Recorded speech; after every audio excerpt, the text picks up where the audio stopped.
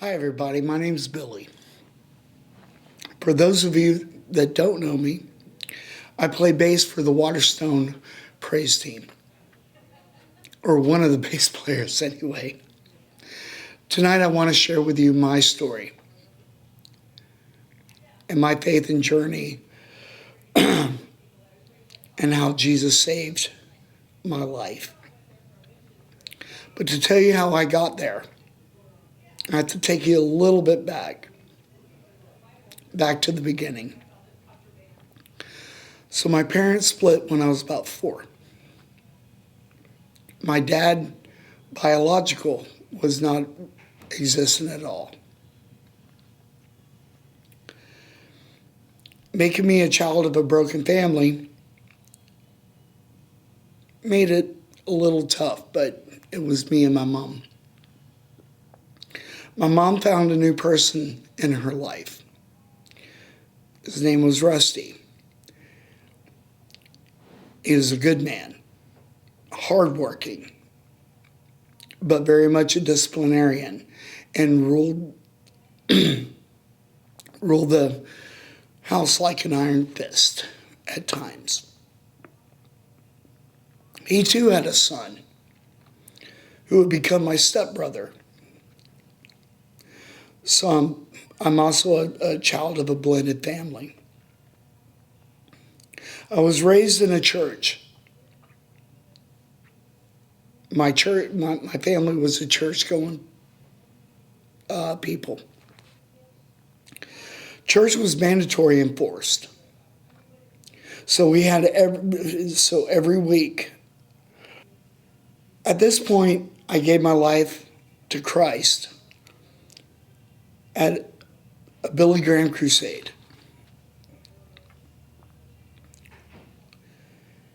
Billy Graham really spoke to me in a sense that I could really understand, even as a child. I was about 8 years old. You see, I was suffering in my home life, and I wanted relief. And I believed that Jesus would give me that relief. I also thought that relief would be an instant and just immediate, like it would just come. But it wasn't so for me. You see, once my mom and Rusty got married, and Kenny became my stepbrother, things went south for me very quick. When we moved from Louisiana to Orlando back in 1980, my parents didn't plan this whole move thing out very well. We were dirt poor. Rusty worked as a mechanic and was absent a lot. My mom worked as a cashier at a local restaurant. My parents didn't have a whole lot of resources. They just didn't. So with the absence of my now stepfather and the absence of my mom, I was left in the care of Kenny, my now stepbrother. I was left alone with Kenny all the time, who was about 5 years older than me and would beat the living snot out of me every time my parents left. Constantly. And told me that if you tell on me, the beatings were going to get severely worse.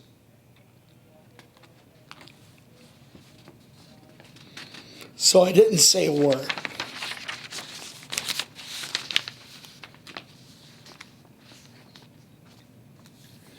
I was terrified of his constant threats. I remember my mom would come home and see bruises and black eyes and ask me what had happened. I'd simply say I fell off a swing at recess at school. I wouldn't dare tell.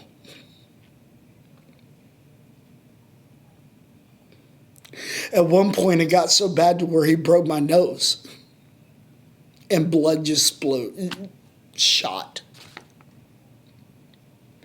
Again, I couldn't tell. And Kenny meant business. In a little boy's world, and you're looking at somebody that just constantly beat you. He meant business to me, so I wouldn't dare tell anybody.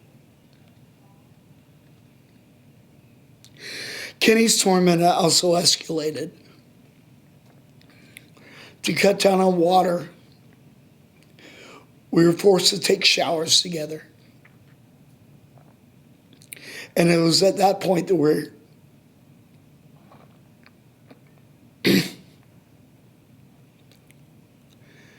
he would force me to have sex acts on him.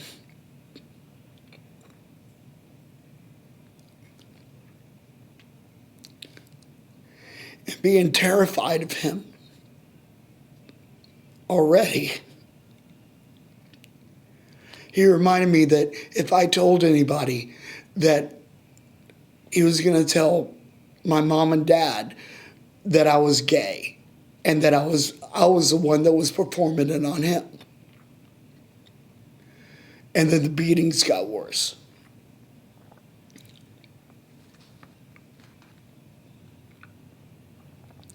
To make matters even worse, I one day went by a friend's house of mine to see if they could come out and play. I was 10 years old at the time. His father lured me in. Nobody was there.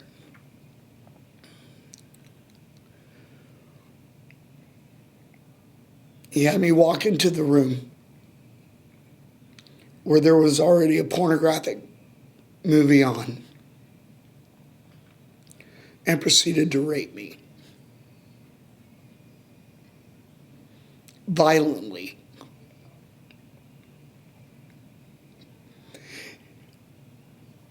And then I was again told not to tell anybody or else they'd kill me and my family.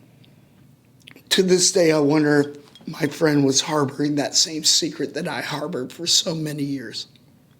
By high school, Kenny moved out. And I didn't hear or would see him again for so many years later. At this point, I grew my hair out and had piercings and started to join the metalhead crew. I picked up a guitar and started playing as a means to an outlet.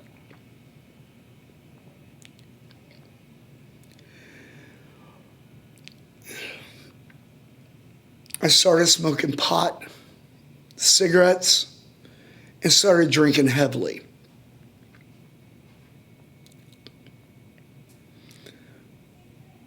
Everything that I learned at church didn't really seem to matter anymore to me. But the guitar was a great outlet for me at that point in time. The pain was too strong, and I never really took it to Jesus. I guess back then, I really didn't know how. Fast forward to when I was 22. I came home, spent time serving in the Navy, and I was in full-on rebellion at that point. I was a very angry man, very angry person. Nothing in life was more than a party to me. To escape, I started doing cocaine, ecstasy, LSD, while I was on stage performing in bands. Again, I was also drinking like a fish. I finally got what I wanted at that point in time. An audience's applause, the numbness of my pain, and just getting drunk and high. That's what I lived for back then. But sin separated me from my family.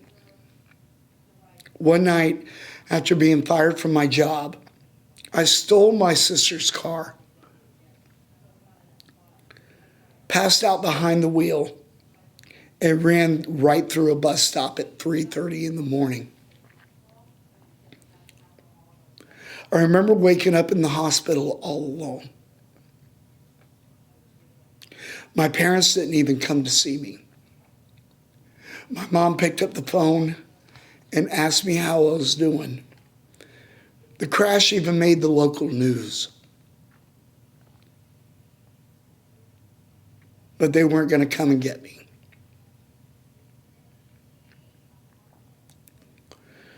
I felt so alone and abandoned. And it made, if they didn't even want me back, why even try to return? So I went to the streets. So after being discharged out of the hospital, I found myself homeless and living under the Lake Ivanhoe Bridge. It was the absolute lowest point of my life.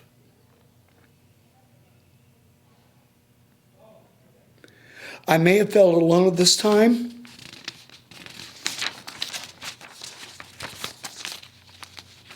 but I really wasn't alone. And here's the good news. Because in Deuteronomy 31:8, it says, it's the Lord who goes before us. He will be with you. He will not leave you or forsake you. Do not fear or be dismayed. God is still with me, but I just didn't fully realize it at the time. On the streets, it's a hard life. I remember doing everything that I could to survive. I did odd jobs, worked at labor camps, only to bring home about $40 in a day's pay. And then having to fight to keep what little I had because I was getting robbed and beaten. That street life got very, very real to me. Real quick. About 6 months later, I called my mother. She agreed to meet with me for lunch. And it was about the best thing that had ever happened to me in 6 months. I told my mom that I needed help.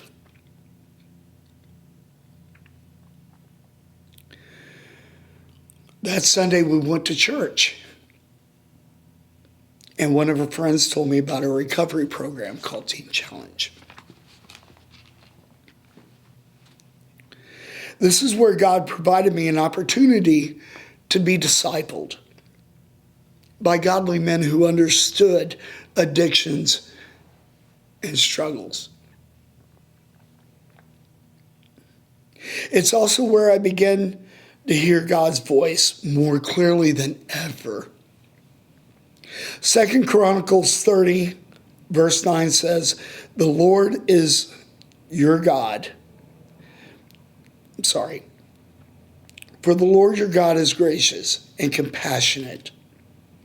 He will not turn his face from you if you return to him. Needless to say, the meeting with my mom was like a prodigal son returning. And as a parent now, I know what that experience is like. I remember my first day at Teen Challenge, thinking, why am I even here?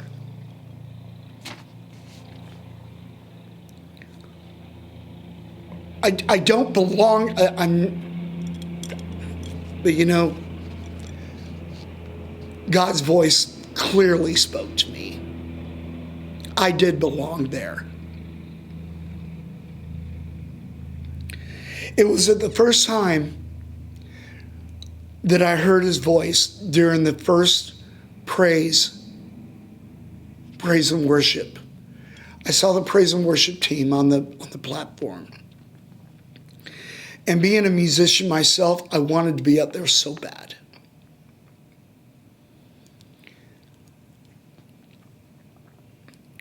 And then God spoke to me. Psalms 37, verse 4. Delight yourself in the Lord, and he will give you the desires of your heart.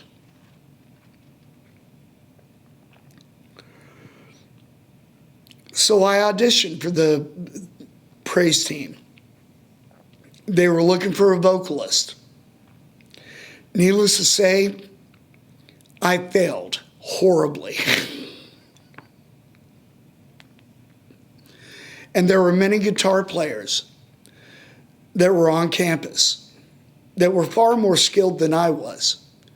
So even then, that wasn't even an option when the auditions came out. I was working in the restaurant at that point in time.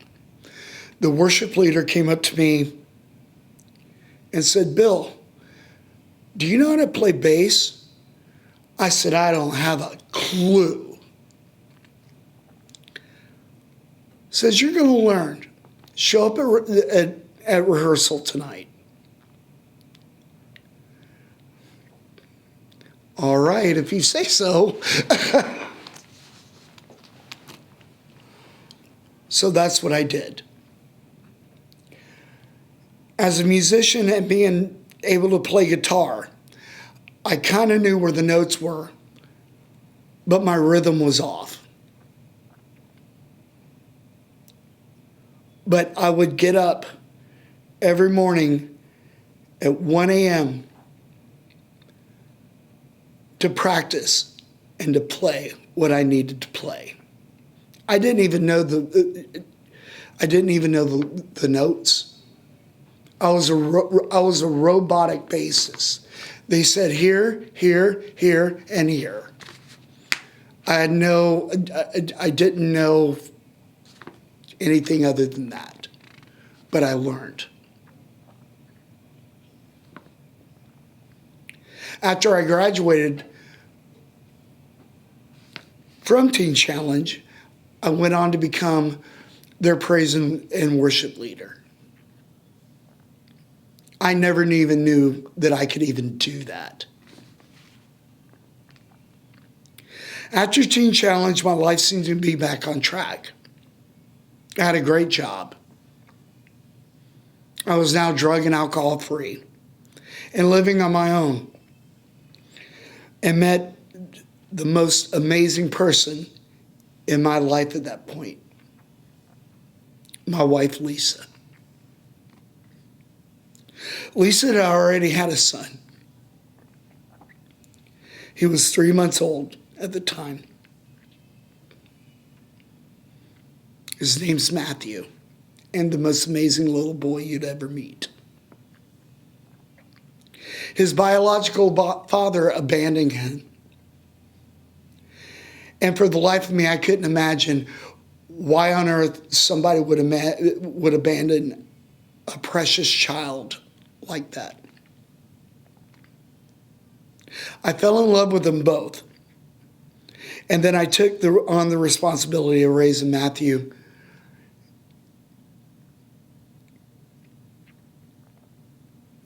Which is something I would have never done before Teen Challenge, before my recovery. I was a selfish person.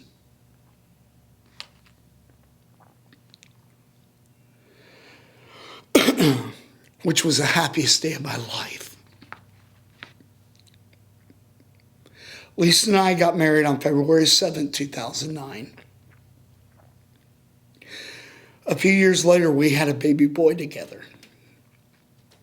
And on November 17th, 2014, Hunter Henry came into this world.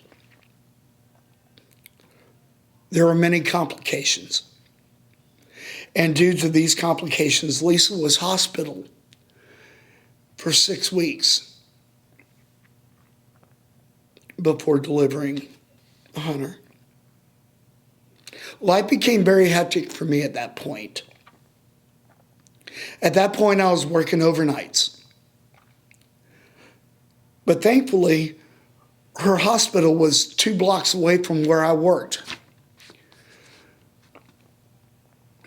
So this was my routine. I get off of work, go and meet her in the morning and see how she was doing, and be there in time for doctor's rounds and see how everything was going. I'd spend some time with her. I'd go home and try to get some sort of rest. By that time, Matthew was getting home. Had to be there for him. Had to do schoolwork. At that point in time, I was going through culinary school, trying to launch my career.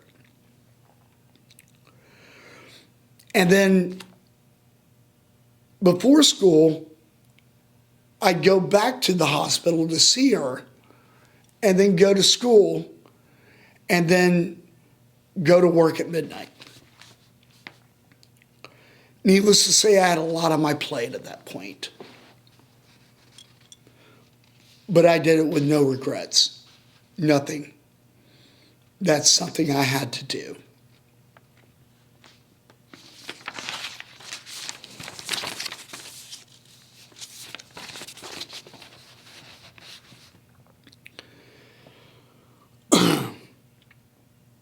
Lisa gave birth to Hunter at 32 weeks.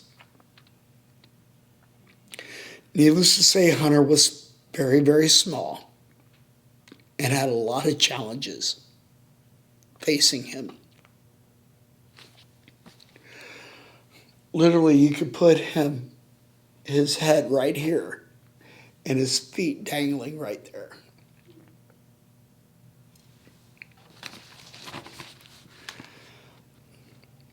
But you know what? God met his challenges, and God saved him. We weren't even sure if Hunter would even make it. He was in the NICU for 8 weeks before we could even bring him home. And praise God, he bounced back like tenfold. He was amazing. He was a true champion with what he had to face. He was and is the light of my life. I loved and still do love being a husband and a father. I felt like God had given me another chance to have a family of my own. And I was determined and am determined to do everything I can in my power to love and protect them. While I was at work, I got a phone call from a wife who was very frantic in her voice. And I knew that voice all too well. She had told me that Hunter had fell in a pool and drowned. I immediately left work and rushed to the hospital where we met.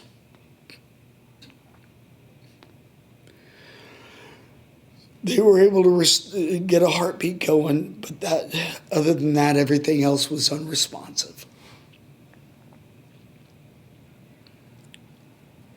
He would go through violent seizures and neurostorms.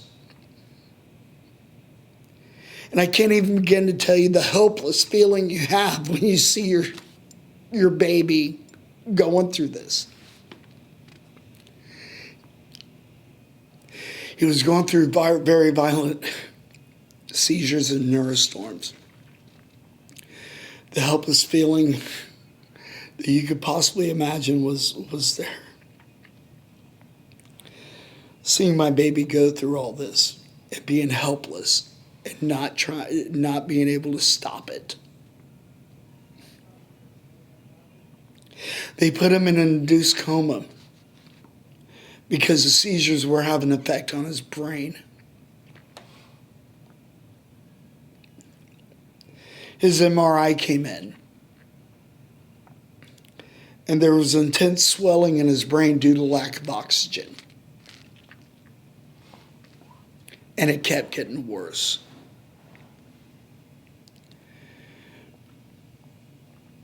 Both Lisa and I would make morning rounds, and it felt like it was just getting kicked in the face after day after day. Because at that point, you're wanting some sort of hope, some sort of ray of light, some sort of just wanting some good news. And it wasn't. His MRI came back, and it was just hard.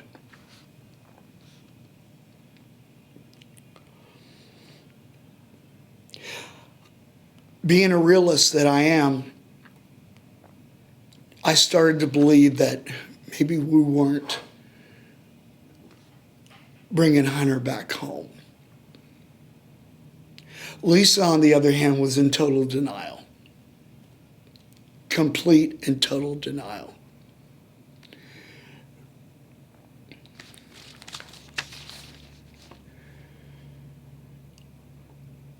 She felt that we'd be able to do this, and no. As her husband, we had a meeting in the parking lot. And I'd be very real and be very frank with her that our son probably is not coming back. You can't even begin to believe how much of a responsibility that was. But God was there.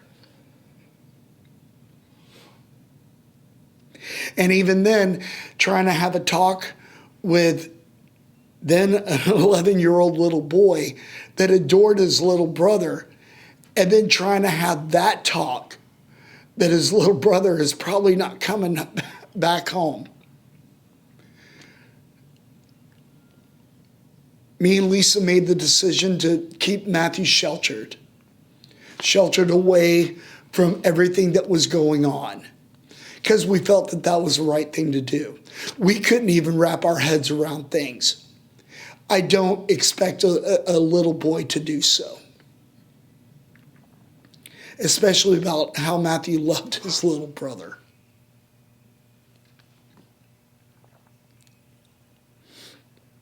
After another MRI was done, the swelling in Hunter's brain got worse, to the point to where they were talking about drilling holes in his head and drilling a hole in his throat. At that point in time, I told Lisa, I said, we need to stop this.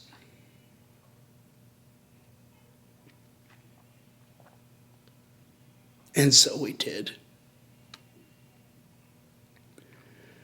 Signing those papers were the most difficult thing that I could have ever done.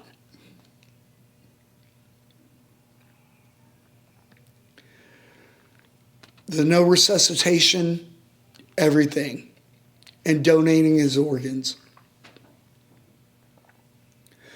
But it was on that night, on May 18th, 2018, Lisa and I held Hunter in our arms for the last time. And we watched him take his final breath before he went peacefully to his now home, heaven.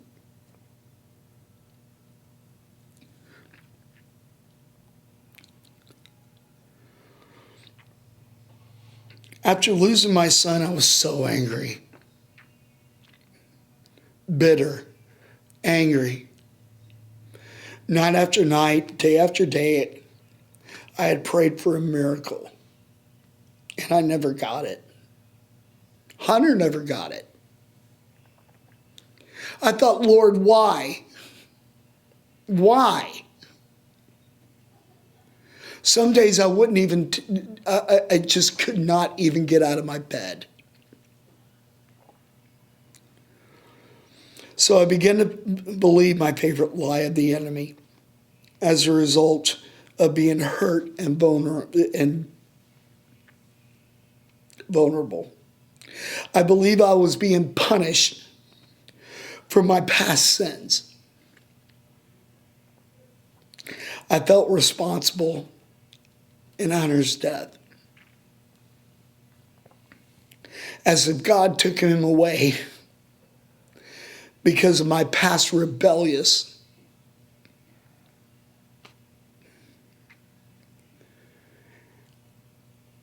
And as a husband, my wife felt equally responsible because it happened on her watch. And day after day, I had to reinforce it. This is not your fault. But yet I was also feeling the same pain and responsibility.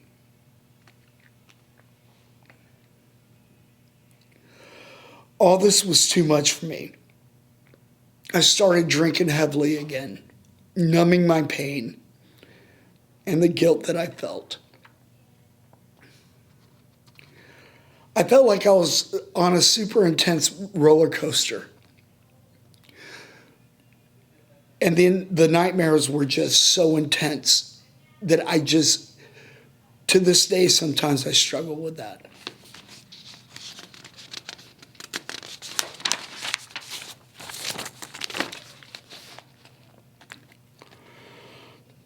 But Matthew 18, verse 12 through 13 says, Jesus says, if a man has 99 sheep and one of them wanders away, what will he do? He will leave the 99 on the hills and go out and search for that one that was lost. I truly was lost. And if he finds it, I tell you the truth, he will rejoice then over that 99 that had wandered away. As angry as I was at God, I started to go back to church, trying to find some sort of peace.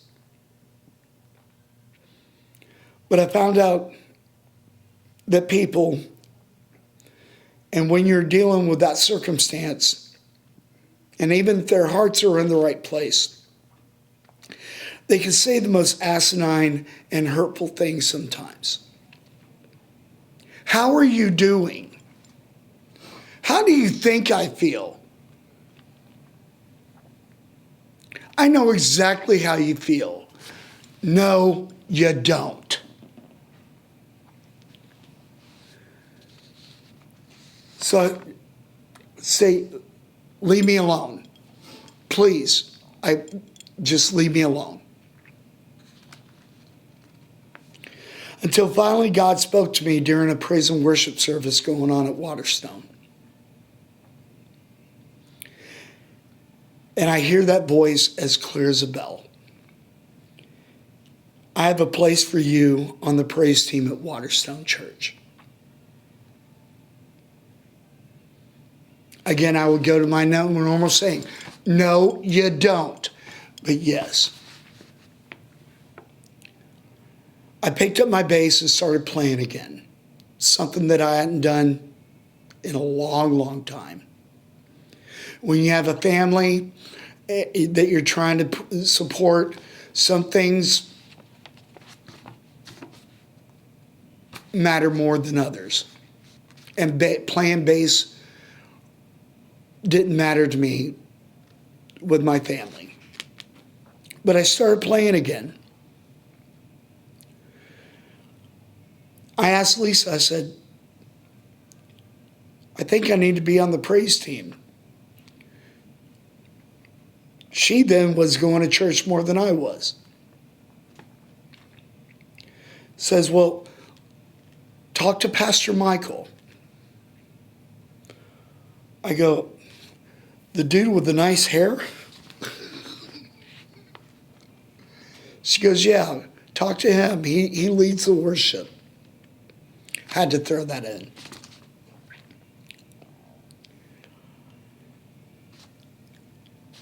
Reluctantly, I went up to Pastor Michael and went through the process of joining the praise team. And they welcomed me with open arms. I never felt love like that. And now I realize that that was God's love shining through that team that I had just joined.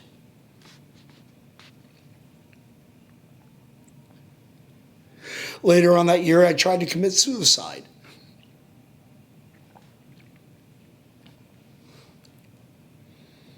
Because of the pain of losing my son was so deep.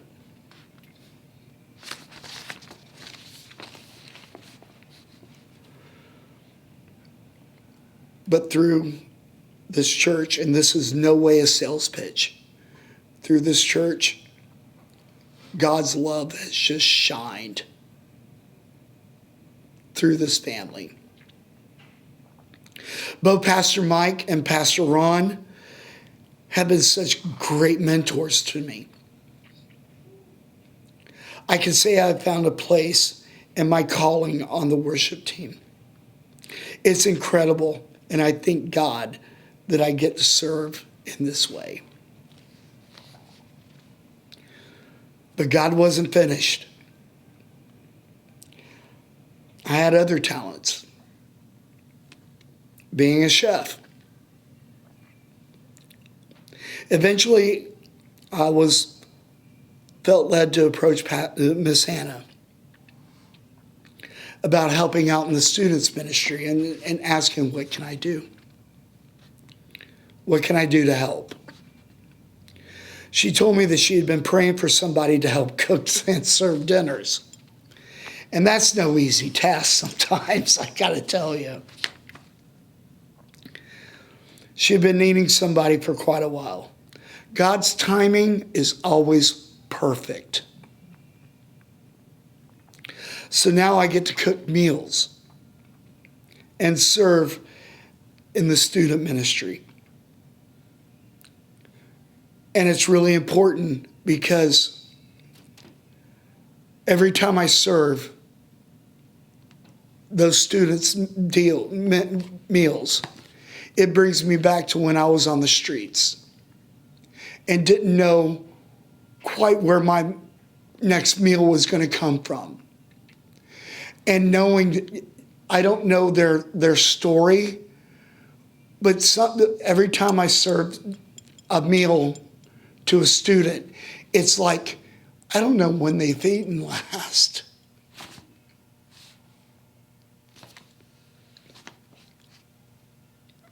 And I know how that feels.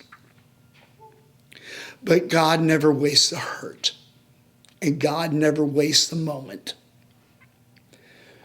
Most recently, my mom contacted me about an amazing opportunity called A Walk to Emmaus. Back in my home state of Louisiana. At that point in time, I hadn't seen my mom since Hunter's funeral. So it had been, less than 2 years. So I was excited to see my mom first and foremost, but I was really skeptic on this walk to Emmaus. And everything was so secretive. You didn't know what was going on. And you were told, do not expect anything. I remember driving up, and it was on a bayou. Now, back in Louisiana, we call that a creek. It was out in the sticks. And immediately when we drove through the gates, I started hearing banjos playing and mandolins. And I remember seeing the movie Deliverance, where we were stuck out in the woods and a bunch of rednecks were hunting us down. Nothing of the sort. We walked through this very old school church. It had the stained glass windows. It had the banners. It had like a steeple. And this huge cross. And I'm like, oh, why am I even here again? But God had another plan for me there.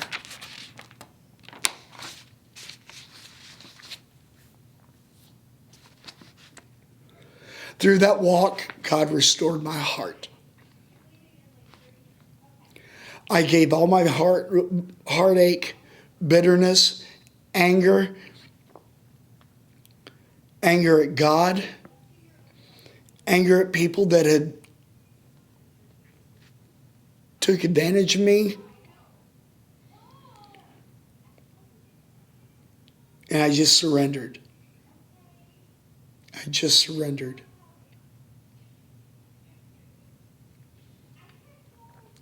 I didn't even realize just how much I had bottled up inside until that walk.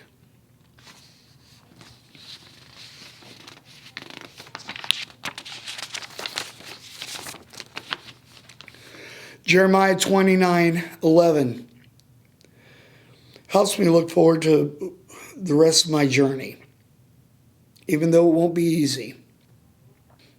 After coming home from Louisiana, God gave me a great opportunity. Wait a minute, let me go back. 1 Peter 5:10 played out in my life. And the God of all grace, who called you to his eternal glory in Christ, after suffering a little while, will himself restore and make you strong, firm, and steadfast. That's the power of Christ. After coming home from my trip to Emmaus and coming back home to Orlando, God gave me an opportunity to minister. Not too long ago, I got a sandwich from my favorite sub shop. I was out running errands. I noticed a man walking up and down the street, up and down the median. And I remember God telling me, that sandwich is for him. Something in my spirit just said that. I said, oh no, that's a corned beef Reuben sandwich. No, that's not for him, that's for me, you know? And God kept telling me, that sandwich is for him. I must have circled around that guy 3 times, thinking maybe I'm hearing things wrong. But it was truth. I pulled over where he was at and got out of my car. And I said, I think the sandwich is meant for you. And he then said, thank you. I haven't eaten in 3 days.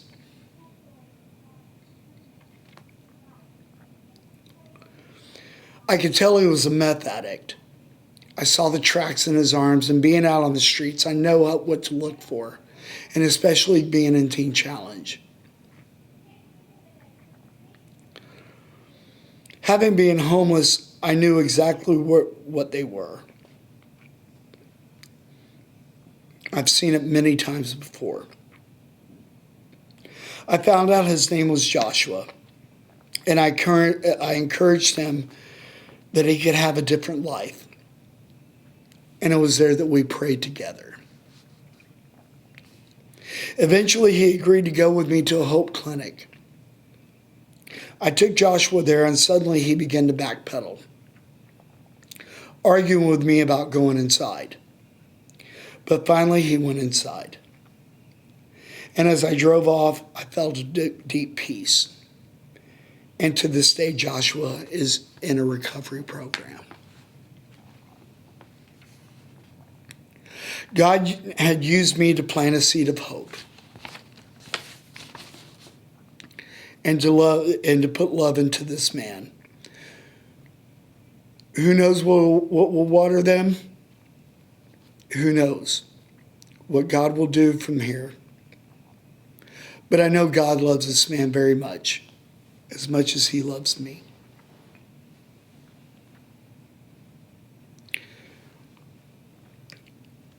Even if it costs me a lunch, it's something as simple as that. God calls us to be servants. And that's my calling. Overall, I don't know why I had to go through all these awful things. And I'll never know why. Not in my lifetime. But all I know is I serve a God who loves me.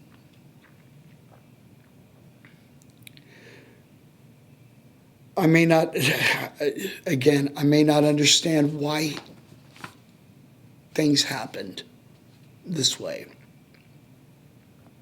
But the Bible explains in Isaiah 55, verses 8 through 9, which is, "For my thoughts are not your thoughts, nor your ways my ways, declares the Lord.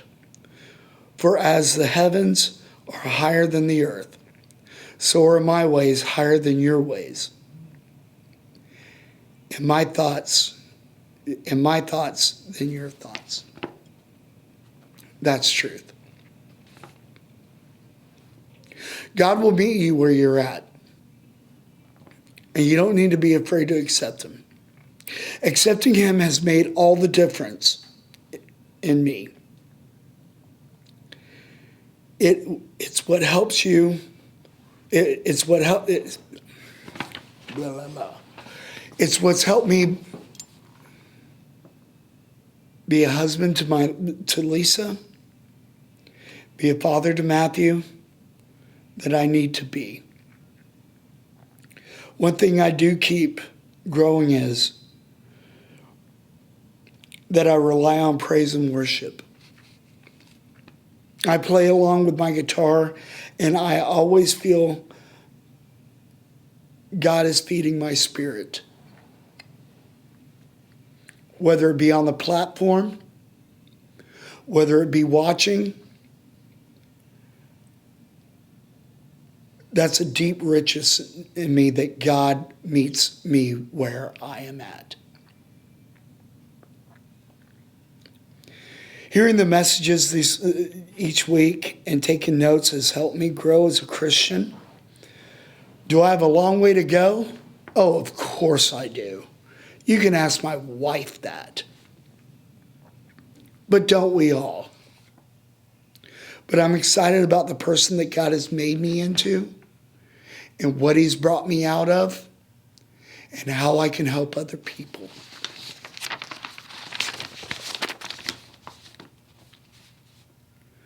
Through it all, here's a verse that has always stood at me as a kid. And I heard this at the Billy Graham Crusade. Isaiah 53:5. "But he was wounded for our transgressions, and he was bruised for iniquities. And by his stripes we are healed."